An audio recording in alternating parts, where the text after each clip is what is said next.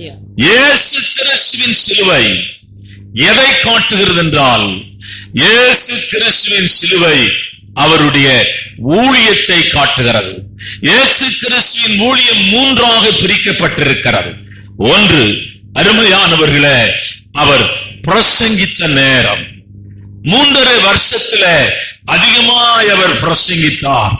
மலைகளிலே பிரசங்கித்தார், கடற்கரை ஓரத்திலே பிரசங்கித்தார்.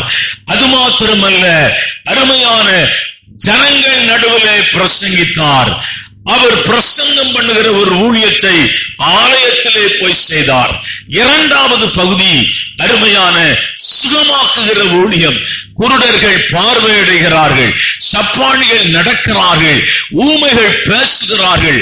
இந்த 2 இடத்திலும் திரளான ஜனங்கள் அவரை நெருக்கி வருகிறதை நீங்கள் வேதத்திலே பார்க்கலாம்.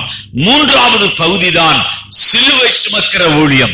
இந்த ஊழியத்திலேதான் அவருடைய ஊழியம் நிறைவு பெறுகிறது. இந்த ஊழியத்திலேதான் அவருடைய ஊழியம் பரிபூரணம் அடைகிறது.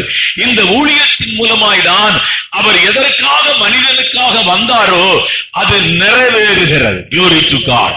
அந்த இடத்திலே அவர் இருக்கிறார், அந்த இடத்திலே அவர் நிற்கிறார், அந்த இடத்திலே அவர் சிலுவையை சுமந்து கொண்டிருக்கிறார். Praise the Lord.